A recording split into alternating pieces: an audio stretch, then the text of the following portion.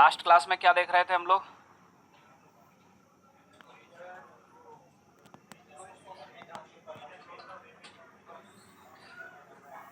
Major sources, ये सब हो चुके थे ना सोर्सेस।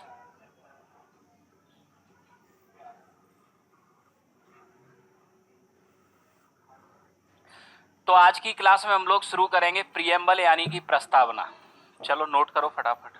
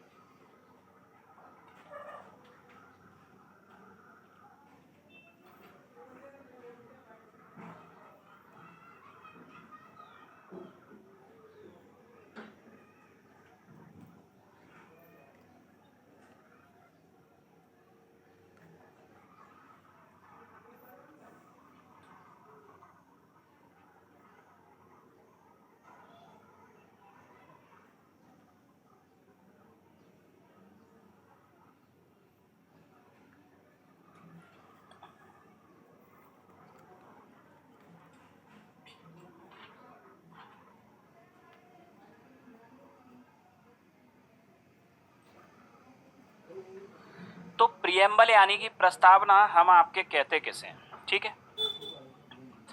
प्रीएम्बल या प्रस्तावना का जो आपके अर्थ होता है वो होता है क्या? एसेंस ऑफ कॉन्स्टिट्यूशन, यानी कि संविधान का सार, ठीक है।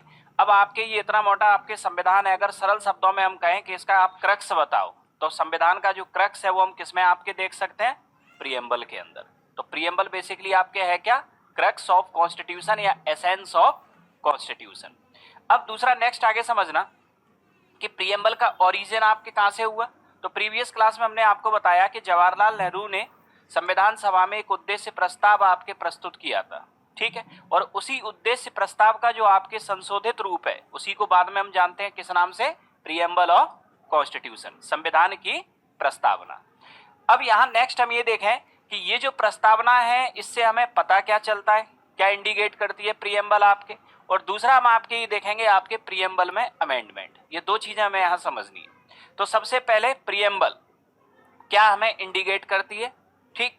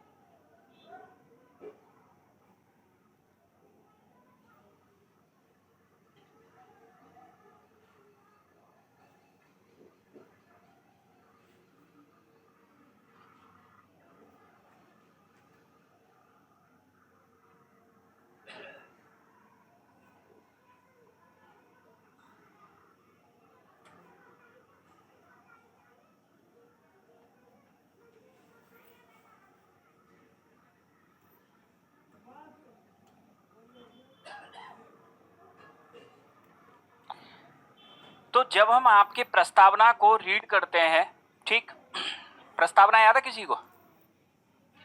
सुनाओ, कैसे भी सुना दो।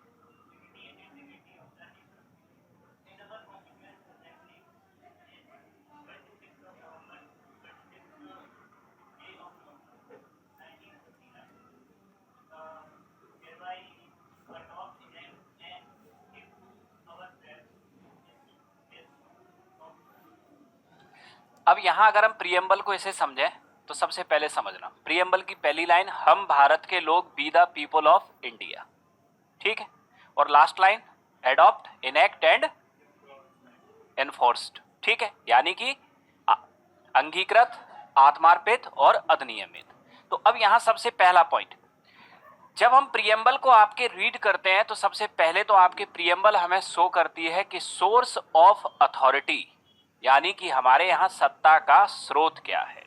तो सत्ता का स्रोत आपके क्या है, हम भारत के लोग, यानी कि सत्ता का स्रोत है भारत की जनता, पहला पॉइंट, ठीक। दूसरा आपके नेचर ऑफ स्टेट, यानी कि आपके प्रियम्बल दूसरा ये शो करती है कि हमारे राज्य की प्रकृति क्या है, ठीक। तो हमारे राज्य की प्रवृत्ति क्या है, सॉवर्ण, ठीक, संपूर्ण प्रभुत्व संपन्न, सोशलिस्टिक समाजवादी, पंथ निरपेक्ष सेक्युलर, ठीक। तो ये क्या है, और डेमोक्रेटिक रिपब्लिक यानी लोकतांत्रिक गणराज्य, ये क्या है, हमारे राज्य की प्रकृति, कैसा होगा हमारा भारत। इसके बाद में आपके तीसरा आपके प्रियम्बल शो करती है ऑब्जेक्टिव ऑफ जस्टिस। तो ऑब्जेक्टिव ऑफ जस्टिस में आपके प्रियम्बल क्या शो करती है, ठीक, यानी सॉरी ऑब्जेक्टिव ऑफ स्टेट, राज्य के उद्देश्य।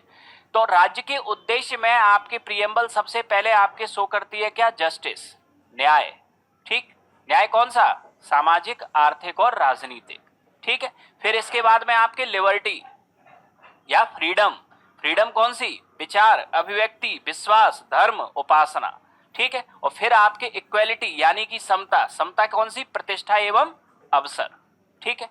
अब इसके बाद में चौथा आपके राज्य के उद्देश्य के बाद चौथा आपके प्रियम्बल क्या आपको शो करती है, date of adopt of constitution, यानी कि संविधान को स्वीकार करने की तिथि, ठीक, 26 नवंबर 1949। आप प्रियम्बल को पढ़ना, पूरी प्रियम्बल को जब आप ऊपर से नीचे तक पढ़ोगे 4 पार्ट में डिवाइड हो। सबसे पहले वो ये शो करेगी कि सोर्स ऑफ अथॉरिटी क्या है, नेचर ऑफ स्टेट क्या है, ऑब्जेक्टिव्स ऑफ स्टेट क्या है, और date of adopt of constitution, संविधान को स्वीकार करने की तिथि क्या है। इन 4 चीजों के बारे में हमें जानकारी मिलती है किससे, प्रियम्बल से। अब नेक्स्ट है, हम देखें इन एक एक वर्ड्स को, अब हम आपके समझने की आपकी कोशिश करें, ठीक। तो सबसे पहले सोर्स ऑफ अथॉरिटी यानी कि सत्ता का स्रोत।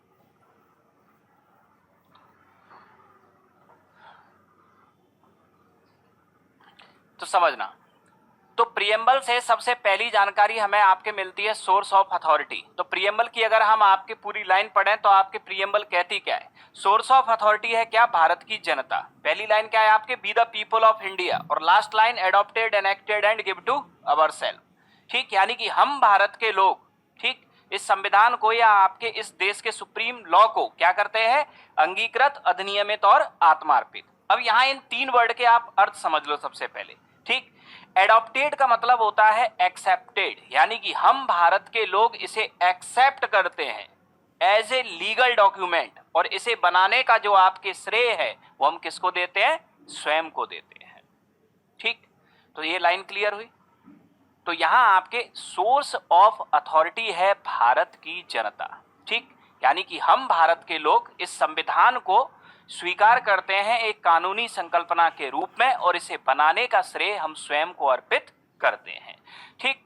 अब इसके बाद में नेक्स्ट सोर्स ऑफ अथॉरिटी यानी कि आपके सत्ता का स्रोत क्या है, सबसे पहले तो हमने ये देखा। अब दूसरा हम आपके समझते हैं नेचर ऑफ स्टेट, यानी कि आपके प्रस्तावना में राज्य का स्वरूप क्या है, यानी कि हमारा भारत एक कैसा राज्य होगा। अब नेचर ऑफ स्टेट को अगर हम आपके देखें तो नेचर ऑफ स्टेट में आपके कैसा? संपूर्ण प्रभुत्व संपन्न समाजवादी पंथ निरपेक्ष और लोकतांत्रिक गणराज्य। यानी नेचर ऑफ स्टेट में आपके 4 टाइप के यहाँ नेचर दिए गए हैं। इंडिया एक आपके sovereign, socialistic, secular and democratic Republic country होगा, ठीक है। अब इन चारों वर्ड्स को हम एक एक करके समझे पहले।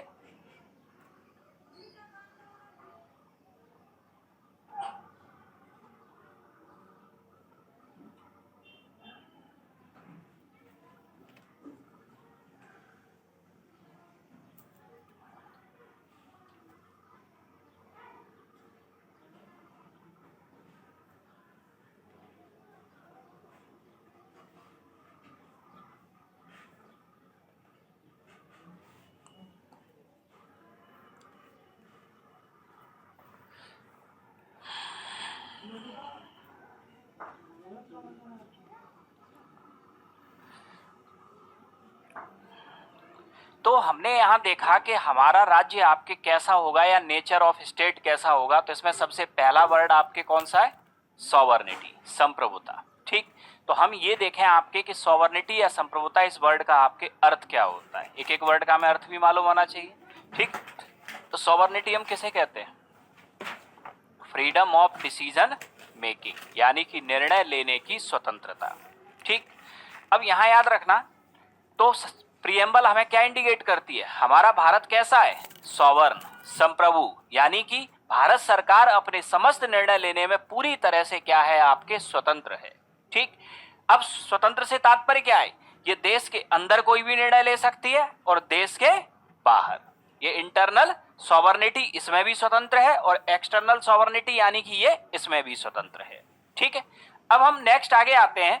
तो ये तो आपने देखा कि सॉवर्निटी हम कहते किसे, ठीक। तो संविधान में आपके प्रियम्बल के अकॉर्डिंग इंडिया जो है वो एक सॉवर्ण कंट्री है, जो अपने इंटरनल और एक्सटर्नल किसी भी डिसीजन को लेने में आपके क्या रखता है? स्वतंत्रता रखता है, ठीक। अब हम एक इसका प्रैक्टिकल एनालिसिस करते हैं। क्या सच में भारत सरकार एब्सोल्यूट सॉवर्निटी रखती है? क्या किसी भी इंटरनल डिसीजन को ये ले सकती है, या किसी भी एक्सटर्नल डिसीजन को ये ले सकती है? तो समझना यहां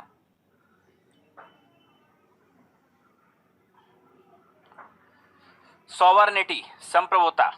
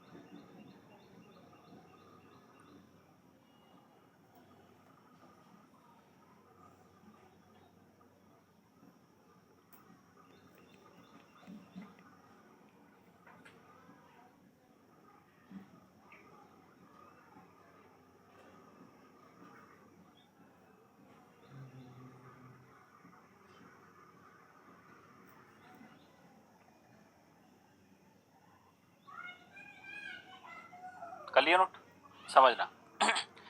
तो अब हम अगर आपके सॉवर्निटी, आपके संप्रभुता की घटना का अगर हम विश्लेषण करें तो हम ये देखते हैं क्या सच में भारत सरकार आपके सॉवर्न है। ठीक, तो सॉवर्निटी के पूरे केस को हम दो पार्ट में डिवाइड करते हैं, एक बिफोर 1991 और एक आफ्टर 1991।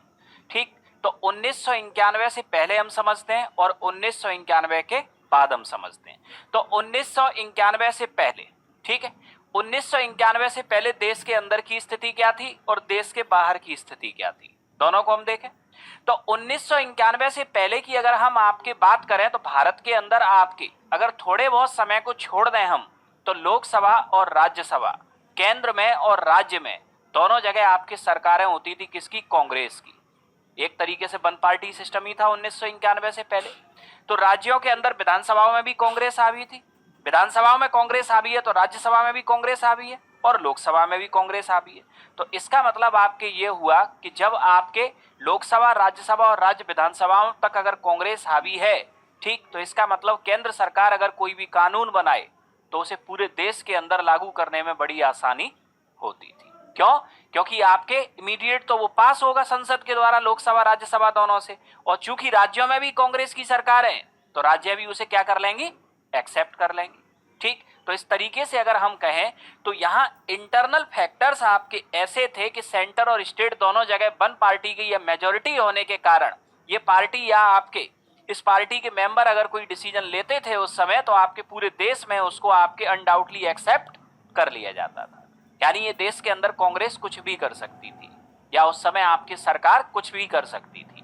ठीक, अब वहीं अगर हम 1991 से पहले की अगर एक्सटर्नल सिचुएशन देखें तो ये वो फेज था जब पूरा वर्ल्ड आपके दो ध्रुवों में बटा हुआ था, बाइपोलर वर्ल्ड, एक तरफ कम्युनिस्ट कंट्री और एक तरफ कैपिटलिस्टिक कंट्री। ठीक है, अब इंडिया की अगर हम आपकी बात करें तो इंडिया थर्ड वर्ल्ड कंट्रीज था और इंडिया के साथ जितने भी आपके ब्रिटिश रूल से जो स्वतंत्र हुए देश थे वो न तो कम्युनिस्ट आइडियोलॉजी को फॉलो करते थे ना ही कैपिटलिस्टिक आइडियोलॉजी को। इन लोगों ने अपनी फॉरेन पॉलिसी को इंडिपेंडेंट रखा और इन्होंने एक नया आंदोलन या नया मूवमेंट चलाया, non alignment movement. Non alignment movement का मतलब ना हम पूंजीवाद के समर्थक हैं ना हम साम्यवाद के समर्थक हैं। ठीक, ना हम नाटो को फॉलो कर रहे हैं ना हम वार्सा पैक्ट को फॉलो कर रहे हैं। ठीक, हमारी विदेश नीति क्या है, बिल्कुल स्वतंत्र है। ठीक, इसका मतलब क्या हुआ, अगर हम 1991 से के पहले की घटना को समझें तो भारत सरकार आंतरिक रूप से भी किसी डिसीजन को लेने में आपके इंडिपेंडेंट थी और बाहरी रूप से भी किसी भी डिसीजन को लेने में इंडिपेंडेंट थी। हम किसी के अधीन नहीं थे किसी भी डिसीजन को लेने के लिए। तो इस अर्थों में अगर हम देखें तो 1991 से पहले आपके जो सॉवर्निटी थी सरकार के पास वो थी कौन सी, एब्सोल्यूट सॉवर्निटी। एब्सोल्यूट सॉवर्निटी यानी कि पूर्ण संप्रभुता, जब किसी देश की सरकार किसी भी इंटरनल एंड एक्सटर्नल डिसीजन को ले सके बिना किसी दबाव के। तो यहां तक तो सरकार के पास कोई दबाव नहीं था, ना अंदर ना बाहर। अब हम आते हैं 1991 के बाद। अब 1991 के बाद इंटरनल सिचुएशन भी बदली और एक्सटर्नल सिचुएशन भी बदली। तो फिर 1991 के बाद आपके जो सॉवर्निटी की आपकी अवधारणा थी, इस अवधारणा के ऊपर क्या असर पड़ा, अब इस पॉइंट को हम समझते हैं। अब 1991 के बाद की अब हम सिचुएशन समझें।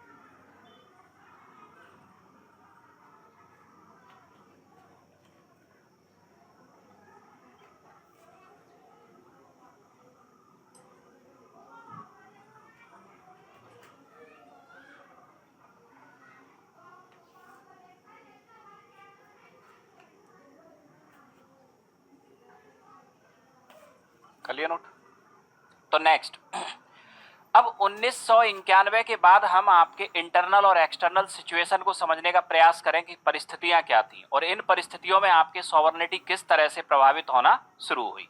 तो 1991 के बाद अगर हम इंटरनल सिचुएशन देखें तो अब सिर्फ कांग्रेस ही नहीं रह गई, अब कई रीजनल पार्टीज का इमरजेंस होता है भारत के अंदर, ठीक है।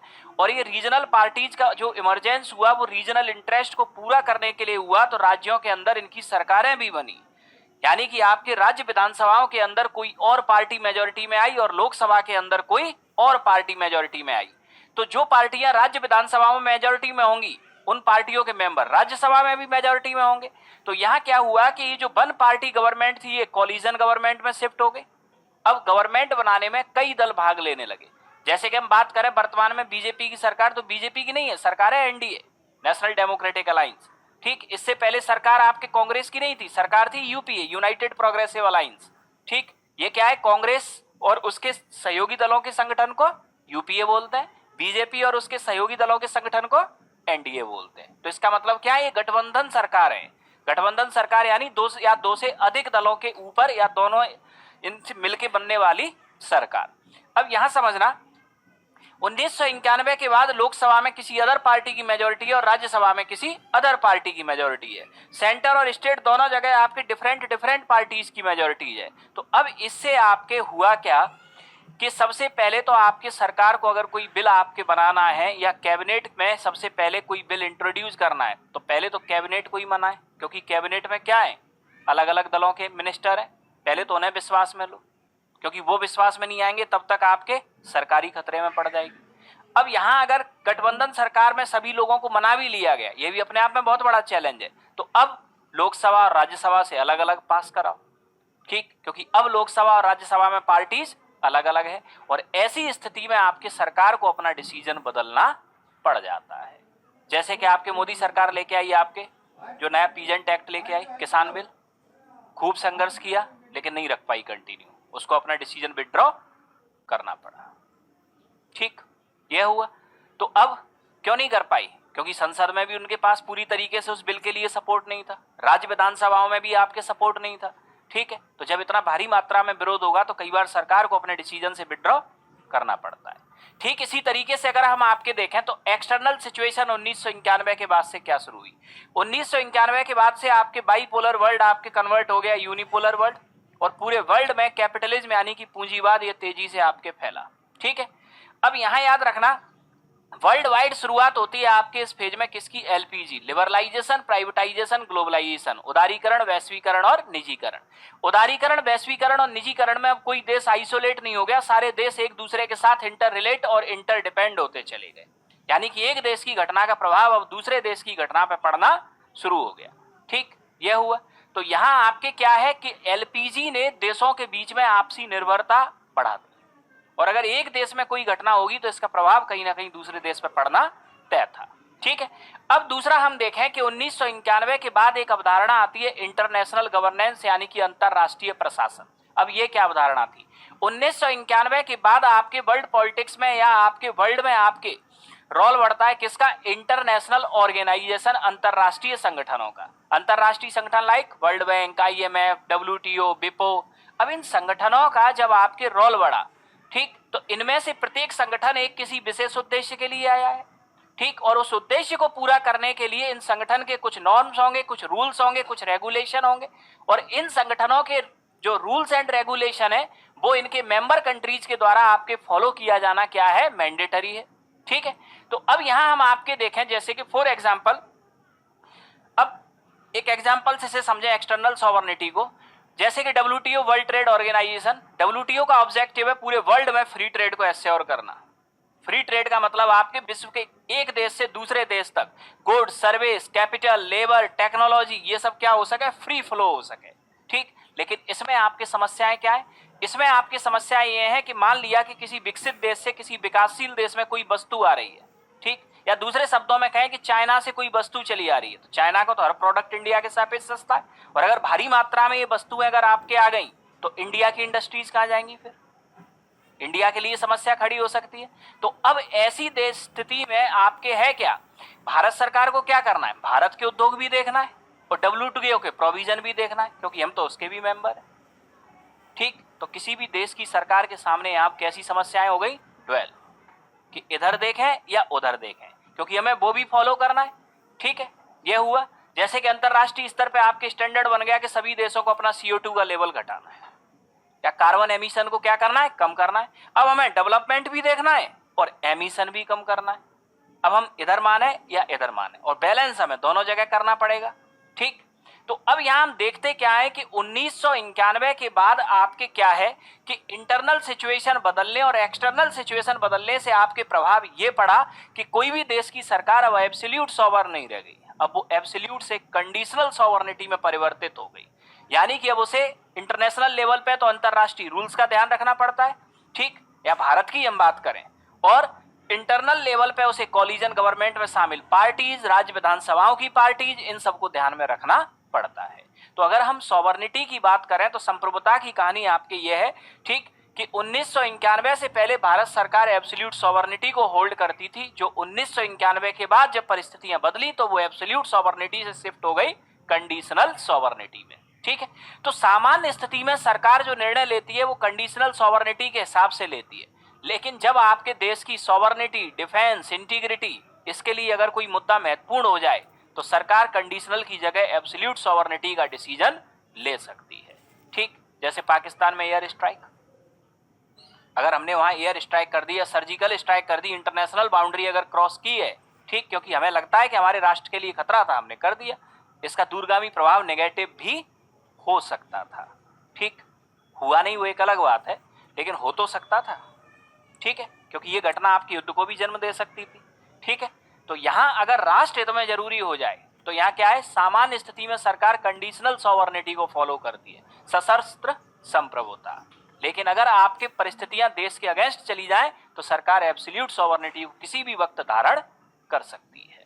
ठीक, तो ये होता है आपके क्या, सॉवरनिटी यानी कि संप्रभुता। अब इसके बाद में नेक्स्ट अगला कंसेप्ट समझना,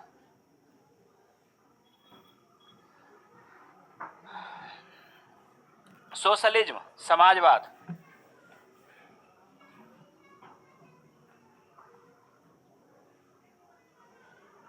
इस कंसेप्ट को समझ लो पहले, समाजवाद को समझने से पहले। कैपिटलिज्म, कम्युनिस्ट और सोशलिज्म, क्योंकि ये कम्युनिस्ट और सोशलिज्म बहुत नजदीक का रिश्ता है दोनों में, लेकिन दोनों चीजें थोड़ी सी अलग हैं। भारत कम्युनिस्ट कंट्री नहीं है, भारत सोशलिस्टिक कंट्री है। तो दोनों में बेसिक डिफरेंस क्या होता है, ठीक है।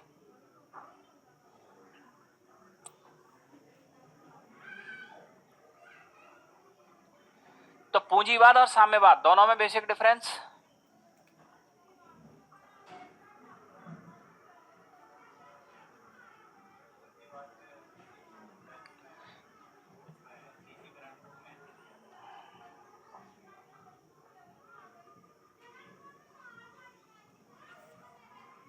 तो समझना, कैपिटलिस्टिक आइडियोलॉजी यानी कि पूंजीवादी विचारधारा ये क्या होती है, फिर समझते हैं कम्युनिस्ट आइडियोलॉजी, और फिर हम देखते हैं कि कम्युनिस्ट आइडियोलॉजी और सोशलिस्टिक आइडियोलॉजी में क्या डिफरेंस होता है, क्योंकि इंडिया क्या है, सोशलिस्टिक।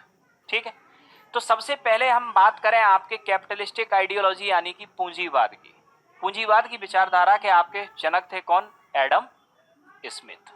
ठीक है, अब यहां याद रखना कि जो आपके पूंजीवाद की विचारधारा है इसका उद्देश्य होता है मैक्सिमम प्रॉफिट। किस आइडियोलॉजी पे कंसंट्रेट है ये, मैक्सिमम प्रॉफिट।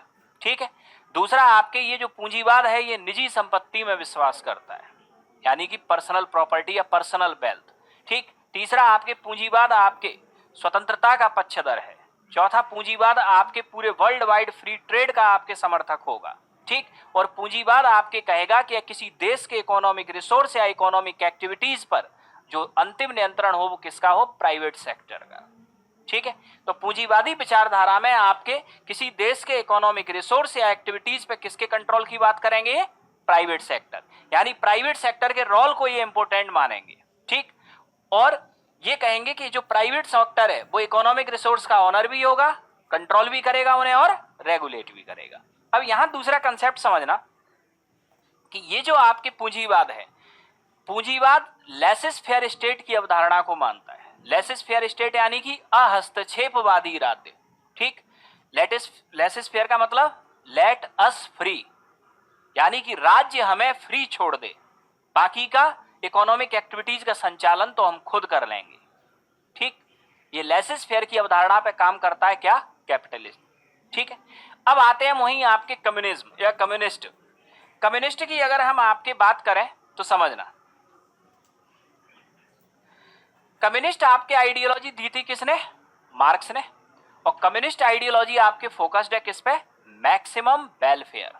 कम्युनिस्ट आइडियोलॉजी का आपके मानना यह है कि वेलफेयर का काम प्राइवेट सेक्टर से ज्यादा बेहतर कौन कर सकता है? गवर्नमेंट। तो ये राज्य की भूमिका को महत्वपूर्ण मानेंगे। कम्युनिस्ट आइडियोलॉजी के अंदर किसकी भूमिका को महत्वपूर्ण माना जाता है? राज्य की भूमिका को। कम्युनिस्ट आइडियोलॉजी में आपके आर्थिक गतिविधि और आर्थिक रिसोर्स पे ये गवर्नमेंट कंट्रोल की बात करेंगे।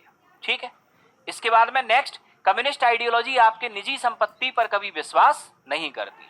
कम्युनिस्ट आइडियोलॉजी आपके फ्रीडम की जगह इक्वलिटी की बात करती है। कैपिटलिस्टिक आइडियोलॉजी फ्रीडम की बात करती है और कम्युनिस्ट आइडियोलॉजी इक्वलिटी की बात करती है, समानता की।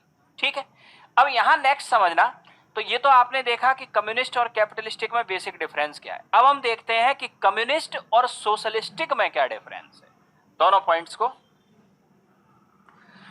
अब कम्युनिस्ट आइडियोलॉजी और आपके सोशलिस्टिक आइडियोलॉजी दोनों की अगर हम आपके बात करें तो दोनों का जो उद्देश्य होता है ना, इक्वल डिस्ट्रीब्यूशन ऑफ रिसोर्सेज, संसाधनों का समतापूर्वक वितरण, ये होता है आपके कम्युनिस्ट और कैपिटलिस्टिक दोनों का उद्देश्य।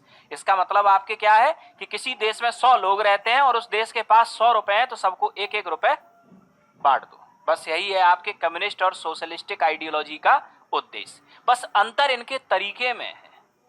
कम्युनिस्ट आइडियोलॉजी इस 100 रुपए को 100 लोगों में बांटने के लिए वायलेंस यानी कि हिंसा का भी सहारा ले सकती है, लेकिन आपके सोशलिस्टिक आइडियोलॉजी यहां आपके इसको बांटने में डेमोक्रेसी यानी कि लोकतंत्र का सहारा लेगी। बस ये बेसिक आपके दोनों में डिफरेंस है। यानी कि यहां आपके जरूरत पड़ी तो बुलेट का यूज हो सकता है, लेकिन वहां हमेशा बैलेट का यूज होगा। यानी कम्युनिस्ट का डेमोक्रेटिक रूप आपके किसमें कन्वर्ट हो जाएगा? सोशलिस्ट या समाजवाद। ठीक है, तो आपके अगर सरल शब्दों में देखें तो democratic version of communist ideology, ये कहलाएगा क्या? सोशलिस्टिक आइडियोलॉजी, यानी इसका लोकतांत्रिक जो रूप होगा आपके। ठीक है, अब यहां अगला समझना, अब दोनों में आपके इकोनॉमिक एक्टिविटीज की अगर हम बात करें किस तरह से आपके संचालन होता है। अब देखना, एक तरफ है आपके कम्युनिस्ट आइडियोलॉजी और एक तरफ है आपके सोशलिस्टिक आइडियोलॉजी। इस फिगर को देखो, दोनों में डिफरेंस समझ में आ जाएगा कि किस तरह से आपकी इकोनॉमिक एक्टिविटी चलाई जाती है। इसको नोट कर लो।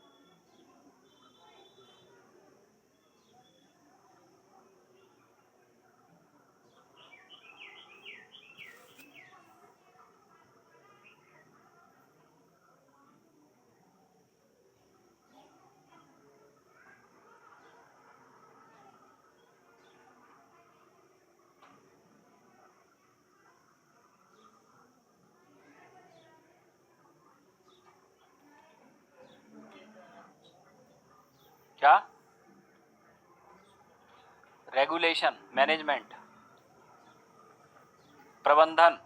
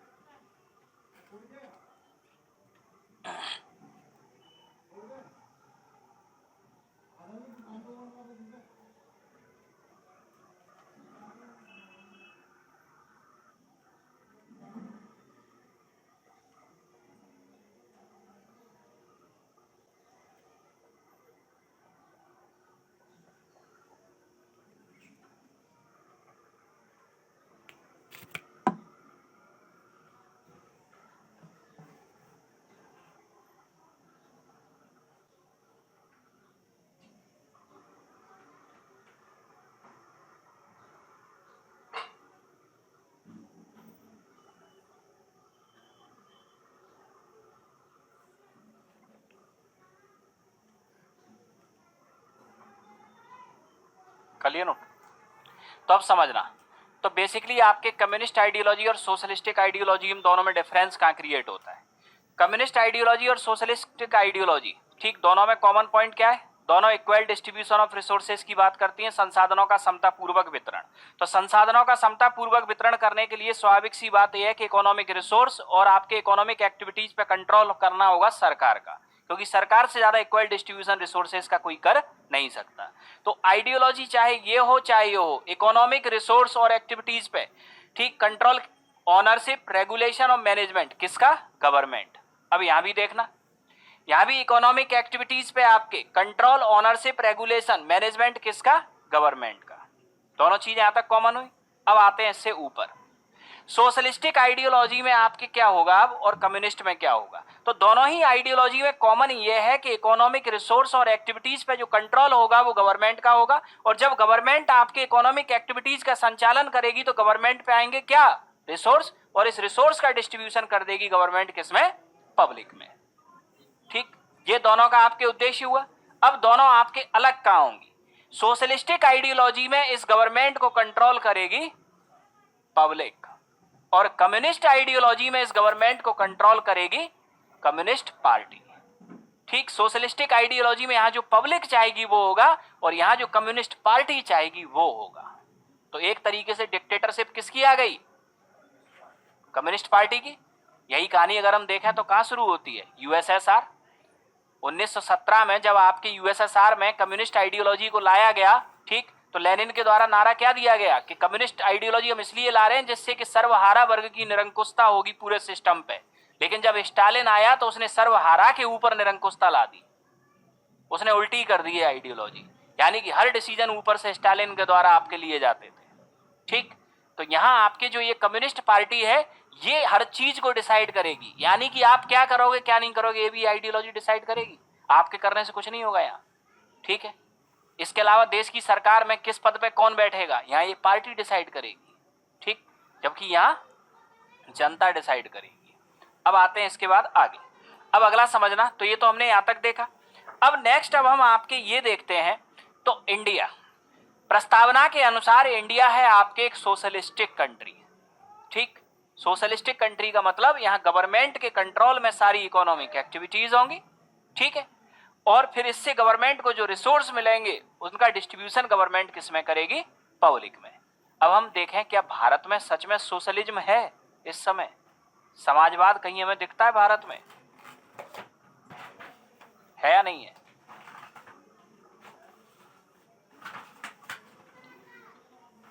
वर्तमान भारत में समाजवाद है या पूंजीवाद है? कैपिटलिज्म या सोशलिज्म है?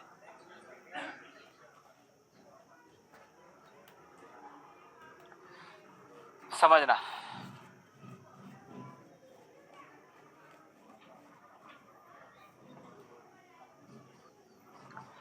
भारत के अंदर अगर हम सोशलिज्म या समाजवाद की स्थिति को समझने का आपके प्रयास करें तो यहां फिर हम दो पार्ट में डिवाइड करेंगे, 1991 से पहले और 1991 के बाद। ठीक है, भारत का उद्देश्य तो आज भी समाजवाद है और कल भी समाजवाद था, बस अंतर इतना है कि 1991 से पहले जो हमारा सोशलिज्म का मॉडल था वो था स्टेट कंट्रोल्ड सोशलिज्म, और 1991 के बाद जो सोशलिज्म का मॉडल है स्टेट स्पॉन्सर्ड सोशलिज्म। अब ये दोनों मॉडल में आपके डिफरेंस क्या है, अब हम इसे समझते हैं। ठीक, तो 1991 से पहले भारत में समाजवाद का जो मॉडल क्या था, वो था स्टेट कंट्रोल्ड, राज्य नियंत्रित समाजवाद, और 1991 के बाद राज्य प्रायोजित समाजवाद, यानी स्टेट स्पॉन्सर कर रहा है लेकिन कंट्रोल नहीं कर रहा, और 1991 से पहले स्टेट कंट्रोल कर रहा है। ठीक, अब दोनों कंडीशंस को हम समझने का प्रयास करते हैं आपके कि 1991 से पहले की स्थिति क्या थी और 1991 के बाद की स्थिति क्या है। लिख लिया ये?